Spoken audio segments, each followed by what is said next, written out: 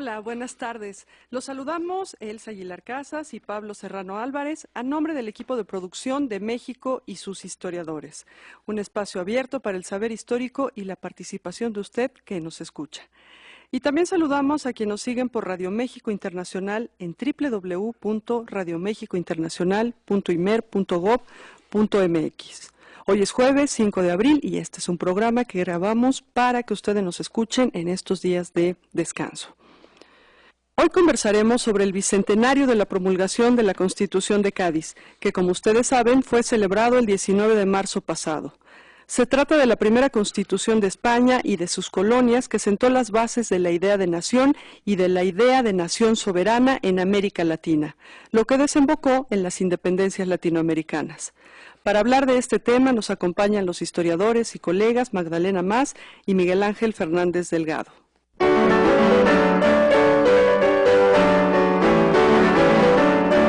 Nuestros invitados, los dos son investigadores en el Instituto Nacional de Estudios Históricos de las Revoluciones de México. Bueno, y para conocer su opinión o formular alguna pregunta, ponemos a su disposición el siguiente correo: difusioninerm@cep.gov.mx, por tratarse de un programa grabado. Así que bueno, vamos a comenzar. Pablo, ¿cómo estás? Buenas tardes. Hola, me da mucho gusto estar con ustedes y bueno, grabamos este programa con antelación a este día 5, pero vamos a hablar de un documento fundamental en la historia de Hispanoamérica, como lo fue la Constitución de Cádiz. Y para eso pues nos acompañan nuestros queridos colegas y amigos. Miguel Ángel Fernández, buenas tardes. Hola, buenas tardes, con mucho gusto de estar aquí con ustedes. Magdalena Mas, buenas tardes. Hola, buenas tardes. Miguel Ángel, la Constitución de Cádiz fue un documento, como había dicho, fundamental para Hispanoamérica, sobre todo para México, porque parece ser que fue la primera Constitución que se aplicó todavía en la llamada Nueva España, en varios articulados y en varias propuestas y objetivos.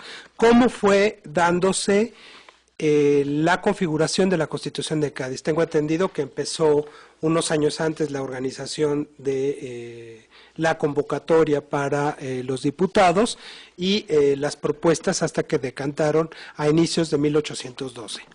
Bueno, yo quisiera ir un poco más atrás. Yo quisiera hablar de que, bueno, en el mundo moderno las constituciones políticas surgen ya sea por países que se han independizado, como en el caso de la Constitución de los Estados Unidos de 1787, o de países en donde ha habido una revolución que ha cambiado totalmente los fundamentos del régimen, como lo fue la Constitución de la primera de 1791 en Francia.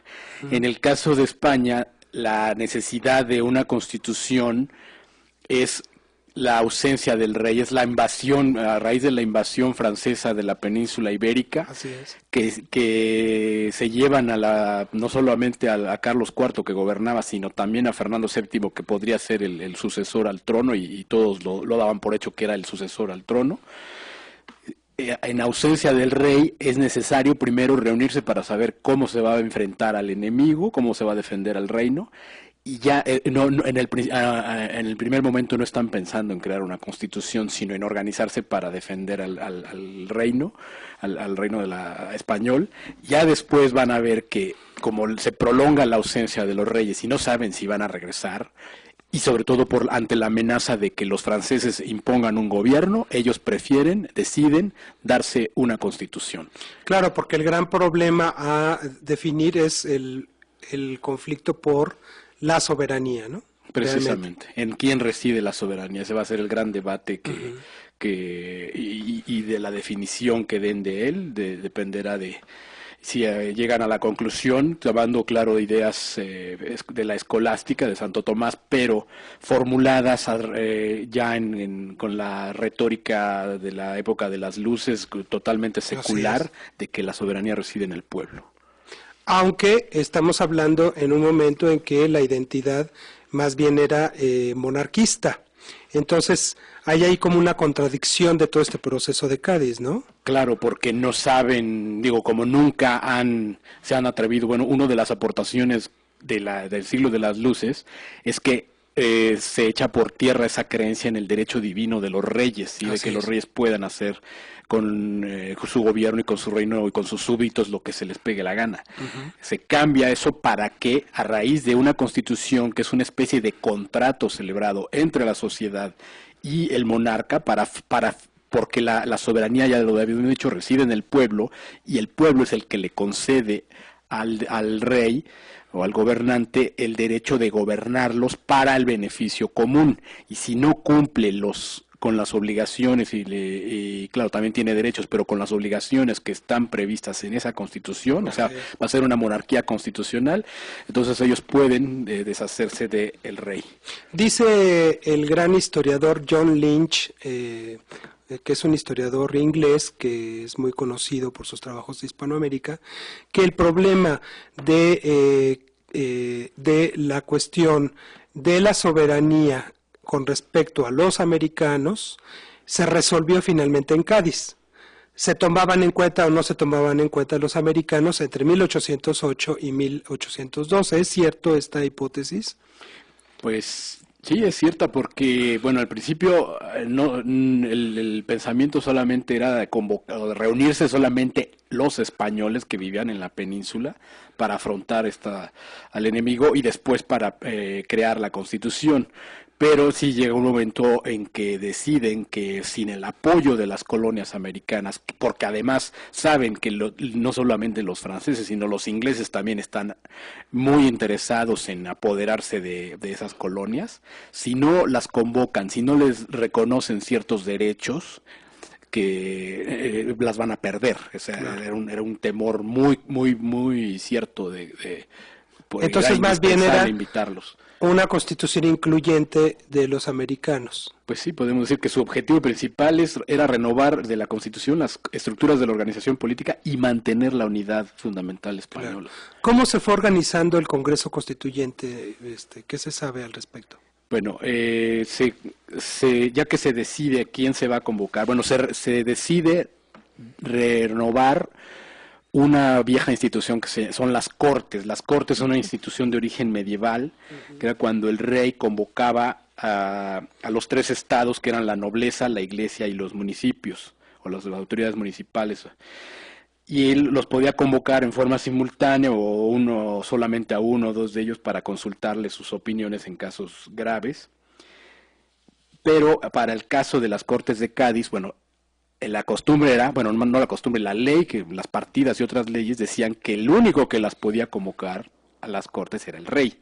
Pero ahora, como era un caso totalmente inédito, que no había rey, entonces deciden, primero se crean juntas, primero para afrontar la amenaza de la invasión francesa, y después estas juntas empiezan a darse cuenta que es indispensable crear una constitución para gobernarse y para renovar, como decíamos, mantener la unidad de la fundamental española y renovar las estructuras de la organización política española. Entonces van a convocar a las villas y ciudades de España, las juntas provinciales que habían surgido para dirigir la lucha contra el invasor, el pueblo a razón de un diputado por cada 50,000 habitantes, pero aquí están hablando solo de España, y a las provincias americanas. ¿Y eso en qué año fue? En 1810, ¿no? ¿Finales? En 1810, sí, exactamente 8 días después del Grito de Dolores, el 24 de septiembre de 1810, se convoca a estas cortes. Ah, ok. Elsa, ¿te querías preguntar algo? Sí, cómo no, Magdalena. Yo quisiera preguntarte, bueno, ya nos está, Miguel Ángel nos acaba de plantear el contexto, el escenario en el que se convoca a estas cortes. ¿Quiénes atienden a este llamado, esta convocatoria? Es decir, ¿quiénes van como representantes? Bueno, en primer término, lo que hay que entender es que España es un país invadido, se reúnen en Cádiz, que está en el extremo meridional, en el extremo sur de la península y que es una de las pocas zonas que están libres de los franceses, e inclusive en un principio se reúnen en la isla de León, luego ya se pasan a Cádiz. Entonces empiezan con los elegidos diputados, pero que pueden ir ahí, porque incluso de algunas provincias españolas, por la guerra y por el ejército francés, no se pudieron trasladar.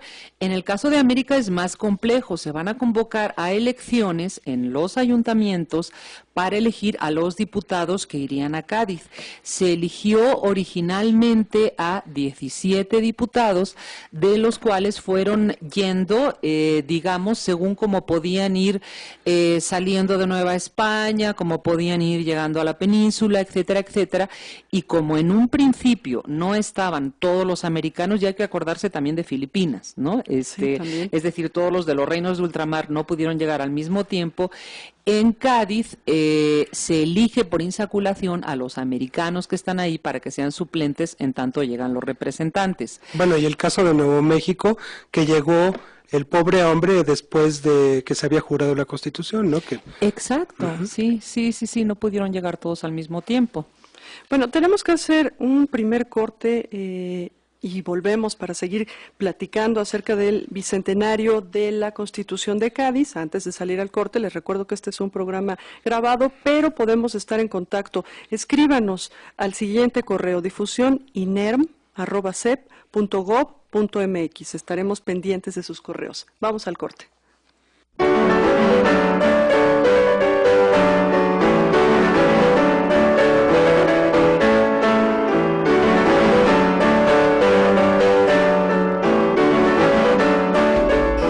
Producimos, programamos y transmitimos radio pública con 50.000 watts de potencia. XEDTL. Somos Radio Ciudadana. Todas las versiones. 660 AM. Mayorazgo 83, Colonia Joco. Primer piso de la torre de radiodifusoras. Código postal 03330 en la Ciudad de México.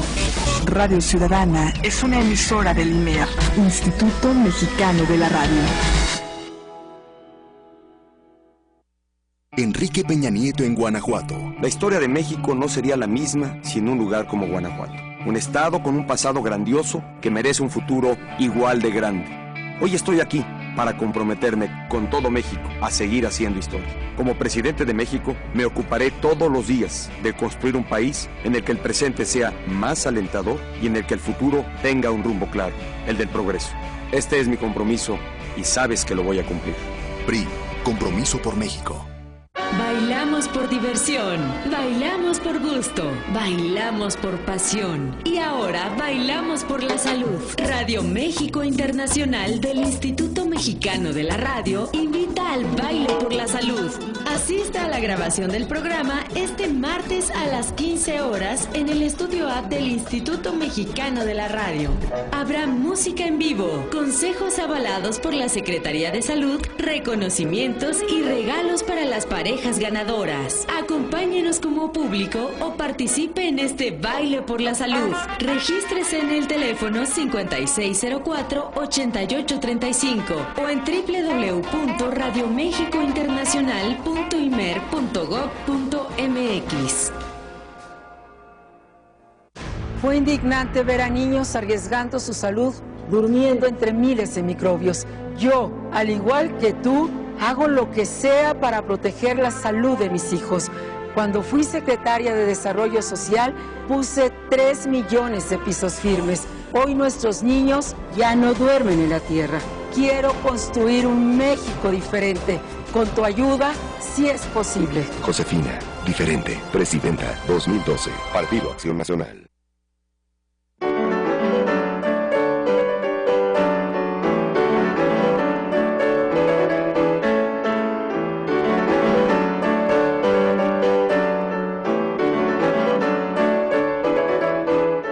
Bueno, ya estamos de regreso en esta charla de México y sus historiadores, esta vez con Magdalena Mas y con Miguel Ángel Fernández, y estamos platicando sobre la Constitución de Cádiz y los 200 años de vida de esta Constitución. Además, estamos recontentos porque por segunda vez en la historia de este programa, que ya tiene 9 años, estamos juntos, Elsa Aguilar y Pablo Serrano, haciendo la entrevista de México y sus historiadores. Adelante. Claro, ustedes nos pueden escuchar un jueves a uno, otro jueves a otro, pero hoy estamos aquí y además, qué mejor, doctor, que con queridos amigos que nos acompañan. Por supuesto, que nos queremos ritear esta tarde. Bueno, y Magdalena, antes de salir al corte nos estabas hablando de lo que representaba Cádiz, ¿verdad? Bueno, era el único punto, uno de los únicos puntos libres de la invasión napoleónica, y también nos dijiste, nos adelantaste cómo cómo fueron elegidos estos representantes de las colonias americanas y de Filipinas. Sí, en el caso de Nueva España, y bueno, fue el mismo para todos los reinos y capitanías generales de ultramar,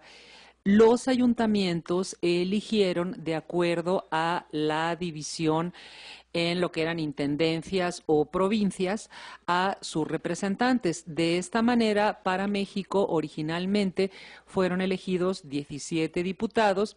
Y bueno, no es tampoco la idea de mencionarlos a todos de manera exhaustiva, pero fueron importantes. El obispo Pérez de Puebla, Joaquín Antonio Pérez, fue importante. Guridi y Alcocer, muy, muy importante. Fue muy importante Ramos Arizpe, fue Juan José Güereña.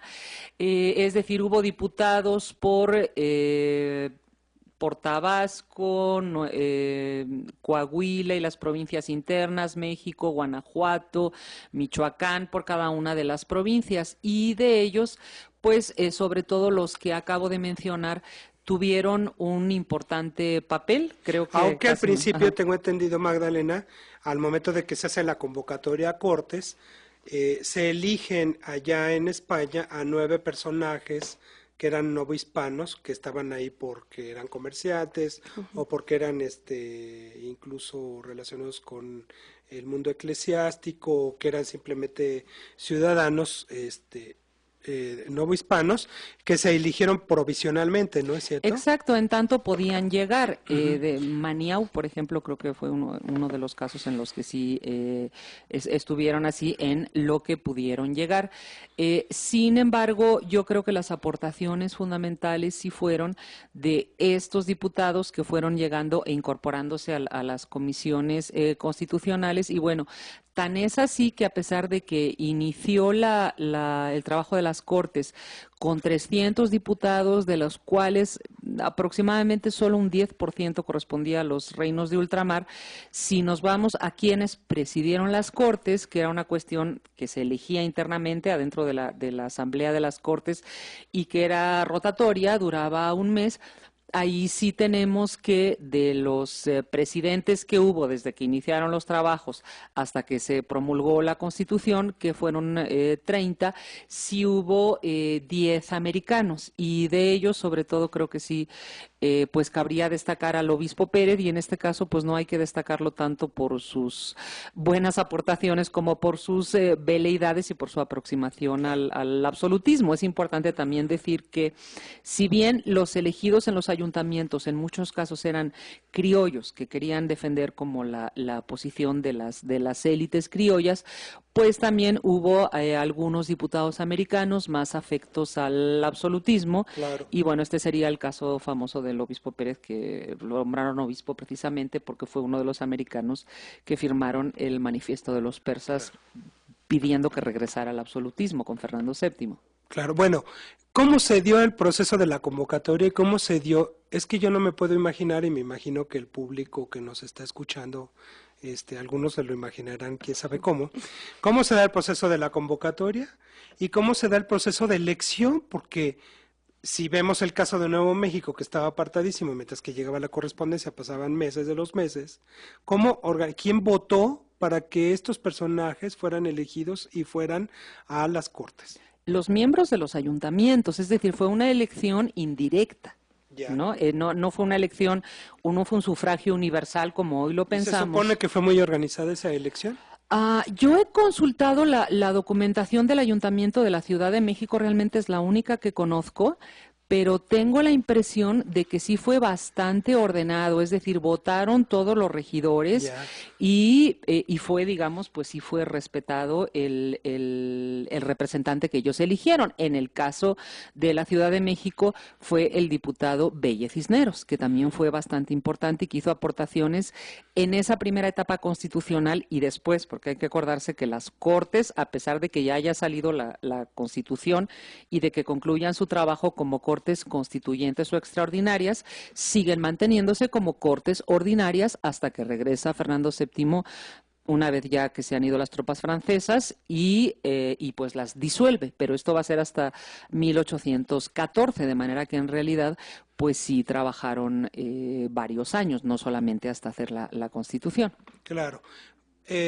Otra pregunta, Magdalena. Se eligen, después van llegando, ¿y cómo se reparten? O la participación, quisiera yo destacar la participación de los mexicanos o los novohispanos en distintas comisiones. Sí. O sea, ¿qué temas de entrada para los debates se fueron abordando y cómo se acomodaron los novohispanos? Sí, mira, lo primero que quisiera yo decir es que el papel no solo de los novohispanos, sino de los americanos y tengo la impresión que también debió ser el caso de los filipinos, en primer lugar fue como de informantes con respecto a los otros diputados que no tenían la menor idea cómo eran los reinos de ultramar, cómo funcionaban, cómo eran esas sociedades, qué necesidades tenían.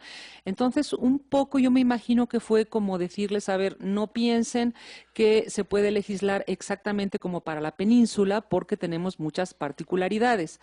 Ahora, efectivamente, dentro de las comisiones, bueno, hubo una que fue precisamente la de ultramar, en la que trabajaron varios de los americanos, pero también fueron muy importantes sus aportaciones en el caso del problema de la representación, es decir, cómo se iban a elegir a los miembros de los ayuntamientos, de las diputaciones provinciales y de los miembros a cortes, que son, digamos, como los tres niveles o las tres instancias en las que se va a ejercer la soberanía, y ahí fueron muy importantes y fue un fuerte problema por la cuestión de la representación y de las castas.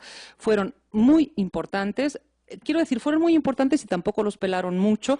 Por ejemplo, también en la cuestión... No les hicieron caso. Pues sí, en la cuestión de la abolición de la esclavitud y en el caso de los novohispanos, porque por ejemplo los cubanos, dominicanos, puertorriqueños, etcétera, tenían más interés en mantener la esclavitud.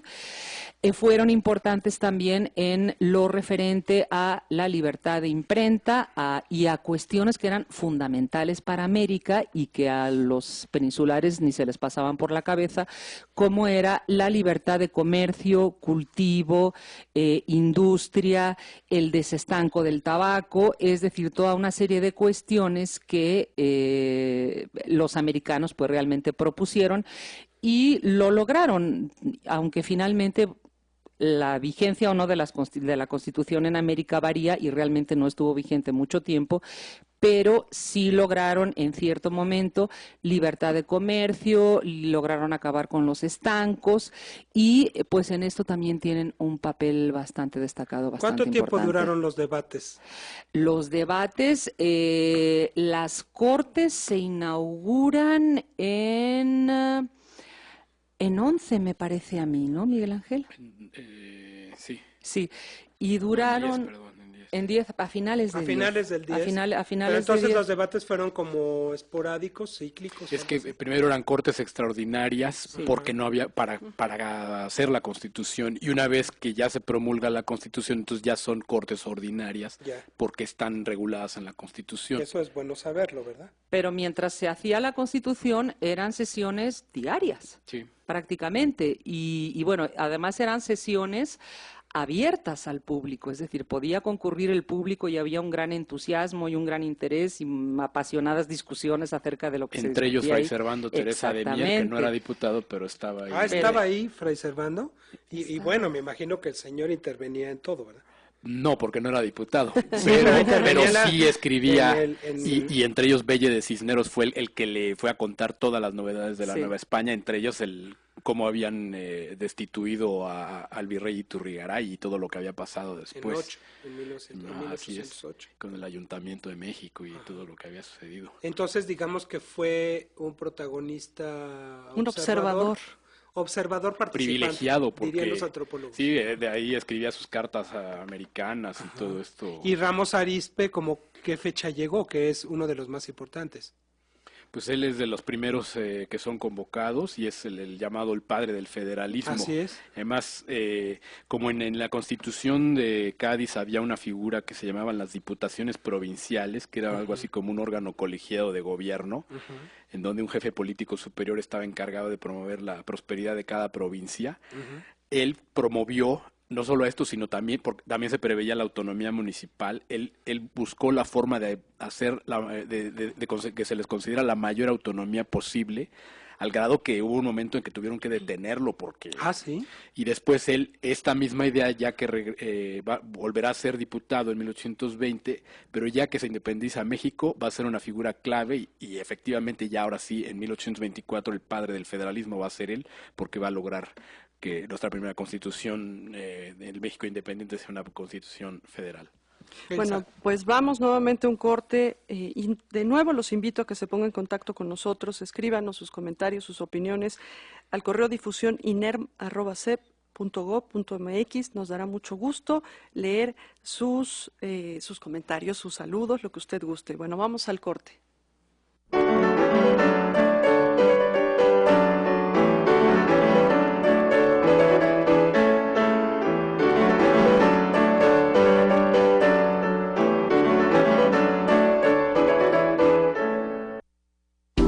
Aquí producimos, programamos y transmitimos radio pública con 50.000 watts de potencia. XEDTL. Somos Radio Ciudadana. Todas las versiones. 660 AM. Mayorazgo 83. Colonia Joco. Primer piso de la torre de radiodifusoras. Código postal 03330 en la Ciudad de México.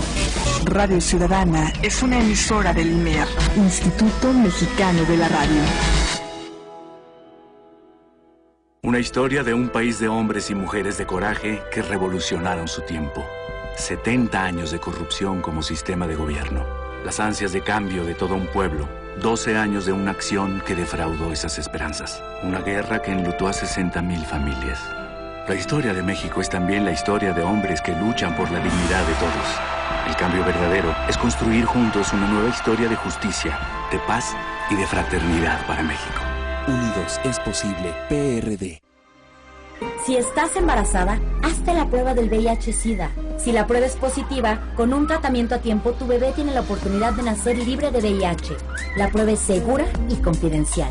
Si necesitas tratamiento, acude a tu centro de salud.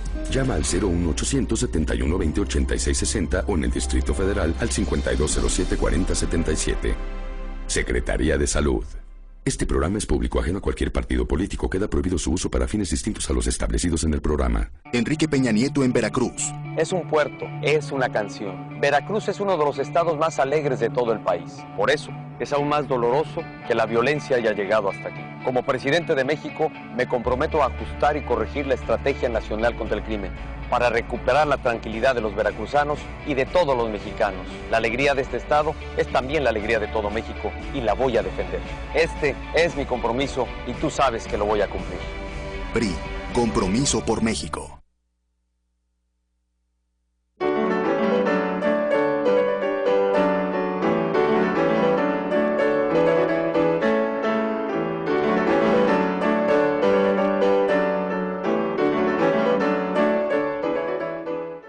Miguel Ángel, la Constitución de Cádiz dio pie a, y lo hemos discutido con varios colegas, hace 8 días lo vimos con el doctor Alfredo Ávila, dieron pie a toda una cultura política que se inaugura con Cádiz, que también es parte de su gran aportación a la historia de Hispanoamérica, en varios puntos: el monarquismo, la libertad, la igualdad, la esclavitud, la libertad de imprenta, etcétera. ¿Cómo se fue hilvanando toda esa línea de pensamiento, tanto en los debates como en la Constitución misma? ¿Qué dice la Constitución al respecto? Bueno, hay que recordar que la Constitución de Cádiz es la primera que introduce la división de poderes, ¿sí?, en Ejecutivo, Legislativo, Judicial, y define la forma de gobierno como una monarquía moderada hereditaria. Y además define a la nación española como la reunión de todos los españoles de ambos hemisferios, no nada más los que vivían en la península. Que eso fue un logro, ¿no? Importante. Claro. Y sus principales virtudes están, o legado más bien, que es la que proporciona la educación cívica y el ejercicio del gobierno, enseña el ejercicio del gobierno representativo a los mexicanos, algo que en México pues esto jamás había existido. También propicia el surgimiento de instituciones nuevas como las diputaciones provinciales, cambia el título de no solamente cambia el título de virrey por el de jefe político superior, sino que le restringe facultades y desaparece tribunales importantes como la Inquisición. Además introduce que ese prácticas... también fue otro logro, aunque bueno, la Inquisición en esa época ya casi no era, más bien una caricatura de lo que había sido. Desaparece muchos años después, ¿no? Introduce prácticas políticas como las elecciones para diputados y ayuda a construir la construcción de un lenguaje político por medio de la libertad de imprenta, y además a través de los periódicos y todos estos debates entre los periódicos, que antes pues eso era algo completamente desconocido. Claro. Y bueno, también mencionar que en las elecciones una vez que ya se promulga la Constitución, en noviembre de 12 hay elecciones para municipales, en las que las autoridades de la Nueva España, el virrey Venegas, queda muy molesto porque todos los que son electos son criollos y en su mayoría conocidos por ser partidarios de la independencia o simpatizantes de la insurgencia. Entre ellos está Carlos María de Bustamante, y además porque el propio Venegas decía que no iban a aceptar, que decide que las elecciones municipales son fraudulentas, porque las personas que son elegidas son simpatizantes de la insurgencia, y además porque se habían escuchado gritos de mueran los gachupines y viva México y muera el mal gobierno español, etcétera.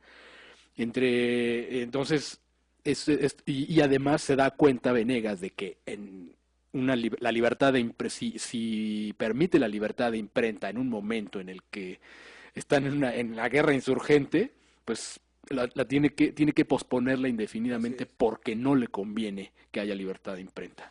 Estamos hablando de las propuestas novohispanas, pero ¿qué pasó coinciden las propuestas, por ejemplo, de los argentinos, de los venezolanos, de los peruanos en estos grandes temas ideológicos o no? Perdón que te interrumpa, doctor. Es que me hace pensar, me quitaste la palabra de la boca porque yo estaba pensando en eso. Porque nos decían hace un rato, Magdalena, creo que nos decía, pensando en uno de los grandes temas como es el de la esclavitud, tú nos dijiste, había quienes querían que prevaleciera la esclavitud. Claro. Entonces, ¿cómo lograron llegar a un acuerdo? Ajá. Mira, finalmente no va a ser abolida la esclavitud y ahí pues tienen un peso fundamental los diputados de Santo Domingo, de Cuba y de aquellas economías esclavistas que vivían, bueno, justamente de las plantaciones y del trabajo, las plantaciones de azúcar y del trabajo de los esclavos. Hay aquí, por ejemplo, yo creo que no coincide con el caso de los novohispanos, no conozco tanto los otros, donde hay una memoria de Guridi y Alcocer, que además es una propuesta como muy justa y muy humanitaria, porque va proponiendo, dice, bueno, si no la vamos a abolir por completo, entonces vamos a hacer que los esclavos puedan redimirse, es decir, finalmente que sí puedan recibir un salario por lo que hacen, están obligados con su dueño, obviamente, como hasta que no puedan amortizar lo que le costaron al dueño, o inclusive en el caso que hayan trabajado toda la vida como esclavos y que ya no valgan lo que valían, lo que pagó su dueño por ellos, bueno, eso mismo los puede redimir. Y también una cuestión que es muy importante de la propuesta de Guridi y Alcocer, que fue la de que, bueno, los hijos de los esclavos ya no nacerían esclavos. Entonces, ahí sí es totalmente diferente esta propuesta de la propuesta de las élites mayoritariamente del Caribe, de la zona caribeña, en las que se vivía del trabajo de los esclavos. Entonces, no siempre fueron coincidentes, ¿no? Otra cuestión importante es la cuestión de la representación, que tampoco se tomó en cuenta las propuestas novohispanas que querían que efectivamente, sí hay una declaración que dice que son españoles todos los nacidos en territorio español de ambos hemisferios. Sin embargo, no tienen derechos políticos, no pueden votar ni ser votados en todos los de origen africano y sus descendientes. Esto es una propuesta que de entrada, al menos en Nueva España, pues borraba a millones de personas, y esto es algo... No, y en otros sitios también. Claro, claro. También. Que a los peninsulares no les convenía, porque si las castas, los africanos, los mulatos, todos los descendientes de población africana se hubieran considerado, digamos, votantes o ciudadanos votantes y también capaces de ser votados, bueno, pues hubiera resultado que la abrumadora mayoría en las Cortes españolas hubiera sido de americanos. Entonces, por supuesto que esto no les convenía y es una propuesta que no se toma en cuenta y es una propuesta que yo creo que tampoco fue apoyada precisamente por los lugares donde había esclavitud, porque ahí de repente el ejercicio político de los esclavos o de los descendientes de esclavos, pues también se temió mucho que pudiera dar lugar a conflictos interraciales. Y para terminar, volviendo un poco al punto que tocó Miguel Ángel, que es muy importante, que es de todas las elecciones que se van a venir en avalancha para cortes, para diputaciones provinciales, para ayuntamientos, en Nueva España fueron un poco más de 650, creo que 659 electos, de los cuales no hubo ningún o casi ningún peninsular y tampoco ningún indio. Entonces esto es muy importante porque también aquí igual tiene que ver la propuesta de Ramos Arizpe para las elecciones de ayuntamientos. Lo que sí va a haber es una explosión de ayuntamientos en cada ciudad o villa donde haya más de 1,000 habitantes. Y los ayuntamientos efectivamente van a ser una plataforma para los poderes locales criollos y, como él muy bien dijo, van a ser ocupados en la mayoría de los casos por criollos que, si bien pertenecen a ciertas élites políticas, económicas, sociales, se han dado cuenta ya de que les conviene mucho más la independencia. Entonces, indirectamente, no tanto por lo que la Constitución ordena, sino por la nueva organización a la que dio lugar, fue una plataforma muy importante para los poderes locales y que desde luego fueron criollos, porque también hay que señalar que así como no eligieron peninsulares, tampoco eligieron indios, que sí tenían los derechos. Los que no los tenían eran las castas y los descendientes de africanos. Mi pregunta original, Miguel, es que estamos aquí como en enfrentamiento entre 2 hombres y 2 mujeres, ¿verdad? Sí, ¿verdad? Nos salió sin querer. En el sentido de que pesaron más las propuestas novohispanas que con respecto a otras zonas como los argentinos, los venezolanos, los peruanos. Pues, ¿cómo coincidieron las diferencias en estos temas que hemos abordado? Yo diría que, por ejemplo, las propuestas de José Miguel Guridi y Alcocer, teólogo tlaxcalteca, que es de los más, digamos, los más vanguardistas, porque había otros que eran, a pesar de estar representando colonias americanas, pues eran muy conservadores, no tenían pensamientos tan vanguardistas como Guridi, que abogaba por la abolición de la esclavitud. Digo, que no lo hayan hecho caso es otra cosa.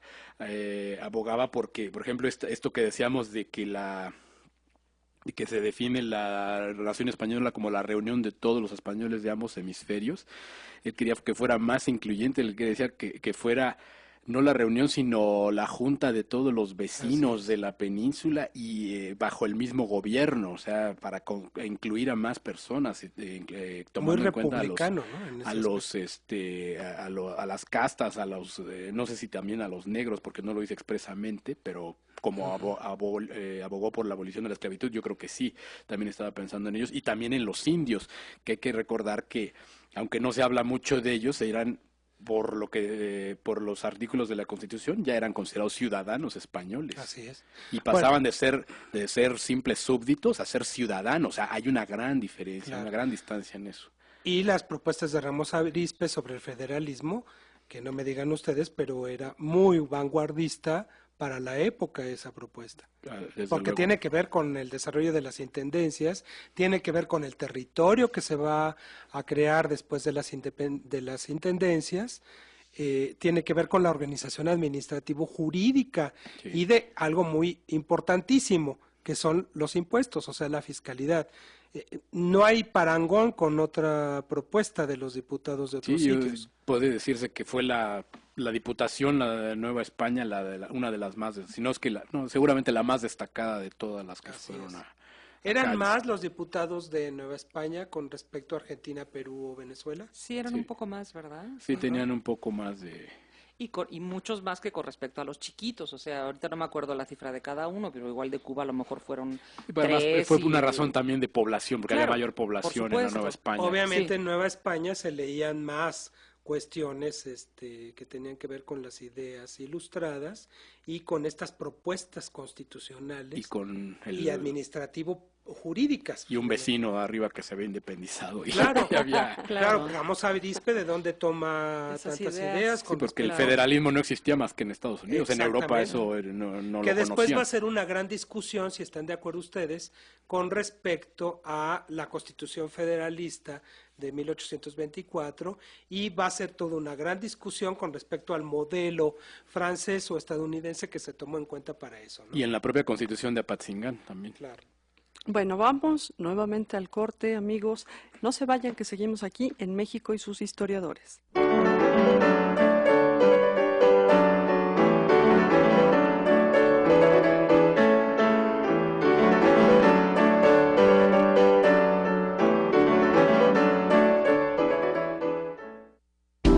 Aquí producimos, programamos y transmitimos radio pública con 50.000 watts de potencia. XEDTL. Somos Radio Ciudadana. Todas las versiones. 660 AM. Mayorazgo 83. Colonia Joco. Primer piso de la torre de radiodifusoras. Código postal 03330. En la Ciudad de México. Radio Ciudadana es una emisora del IMER, Instituto Mexicano de la Radio. Quiero que la policía cumpla con su deber, proteger a nuestras familias. Quiero una policía que te dé confianza con ingresos dignos y orgullosos de su trabajo. Quiero que la policía te inspire seguridad, no temor. Quiero que nuestros niños puedan jugar en las calles, que duermas tranquilo. Quiero construir un México diferente, con tu ayuda, si es posible. Josefina, diferente, presidenta, 2012, Partido Acción Nacional. Escucha todos los miércoles, a partir de las 3 de la tarde, Mediación IMER.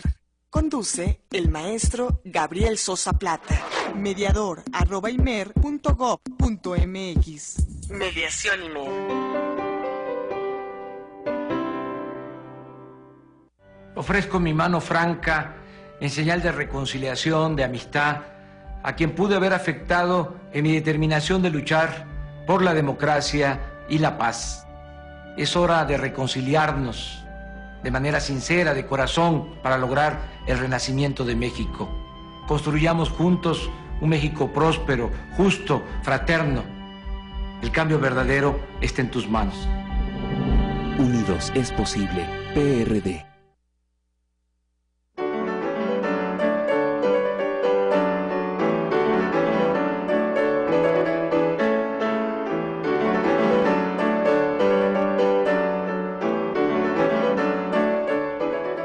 De regreso aquí en México y sus historiadores. Esta tarde, recuerde usted, estamos platicando con los historiadores Magdalena Mas y Miguel Ángel Fernández Delgado.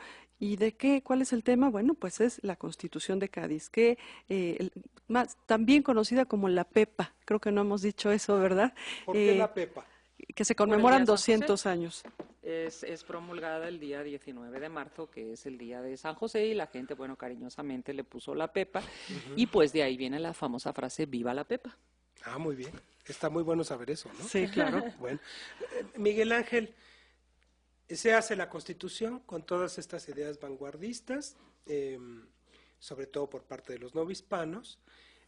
¿Qué visiones contrarias o favorables tuvieron estas propuestas con respecto al articulado mismo de la Constitución, la participación novohispana? ¿Qué pensaron los españoles y qué pensaron otros personajes de la época con respecto a eso? Pues bueno, hay que recordar que es una Constitución de vigencia breve, al menos en la Nueva España, porque a principios de 1814 regresa Fernando VII de Francia, y él pues no se siente atado de manos. Jamás ningún rey español ha gobernado con una constitución, y él al regresar se siente atado de manos, la desconoce e incluso manda a varios diputados a la cárcel o al exilio. Va a continuar él gobernando al viejo estilo, según los... según el estilo antiguo, bajo las reglas del antiguo régimen, hasta 1820, cuando Riego se levanta, estaba formando una expedición para recuperar las colonias americanas que ya se habían independizado o estaban en proceso de, para recuperarlas, pero Riego decide, mejor, en vez de encabezar esta expedición, levantarse en contra del absolutismo de Fernando VII y restablecer la Constitución. Todavía le tocan otros 2 años, o más bien 1 año y poco más, un poco más de 1 año y medio a la Nueva España, cuando se consuma la independencia. Y hay, por ejemplo, no hay que pensar que solamente en el mundo hispánico o latinoamericano tuvo importancia esta Constitución. Hubo un filósofo muy importante inglés, Jeremy Bentham, que hizo algunas críticas muy importantes a la Constitución. Por ejemplo, él desde fines del siglo XVIII había recomendado a España que dejara en libertad a sus colonias, porque no le convenía para ser una monarquía moderna, tener sometidas y sin derechos a las colonias no le convenía. Entonces, ya en 1820, cuando ve que ya se ha restablecido la Constitución, publica un escrito que se llama Spaniards Emancipate Your Colonies, o sea, españoles emancipen a sus colonias, con el seudónimo de Philo Hispanus, y otros escritos después en los que vuelve a recomendar que dejen en libertad a las colonias porque no les conviene, es una gran carga en muchos aspectos moral, intelectual y administrativa, y llega a decir que la Constitución de Cádiz era una mezcla de azúcar y arsénico. De azúcar porque les daba muchos derechos que nunca habían tenido las colonias, y de arsénico porque en otros aspectos era totalmente retrógrada. Y él alababa mucho el artículo 13 de la Constitución que dice: el objeto del gobierno es la felicidad de la nación, puesto que el fin de toda sociedad política no es otro que el bienestar de los individuos que la componen. Y le decía, pues ahí está reflejado mis ideales, mi filosofía utilitarista. Pero decía él que le criticaba diciendo que ignoraban totalmente, la mayoría de los diputados españoles ignoraban la realidad hispanoamericana, y les volvía a insistir, déjenlos en libertad. Además debían de permitir que hubiera legislaturas en las colonias, porque él, comparándolo con las colonias inglesas, decía, en las colonias inglesas, solamente en las colonias penales no se permite que haya legislaturas, en todas las demás siempre hay legislaturas. Y lo que más criticaba él, el artículo 375 de la Constitución, que prohibía que se le reformara en 8 años, nadie la podía tocar. Decía, bueno, esto es como dibujar una estrella de 5 pisos de 5 picos en el piso, así como una fórmula de que yo ya sé que de aquí a 8 años no va a haber necesidad de reforma, y atar de manos a las generaciones que vienen. O sea, era todo completamente absurdo. Que llevaba razón, porque una gran mayoría de sectores estaban a disgusto con este articulado, ¿no? Sí, y de todos modos ya les estaba atando las manos por 8 años para reformar a la Constitución, que era algo completamente absurdo. Claro. Magdalena, ¿y el impacto en la Nueva España, el impacto de este documento, de esta Constitución de Cádiz, cómo es recibida? ¿Qué se opina? Bueno, mira, la Constitución se jura aquí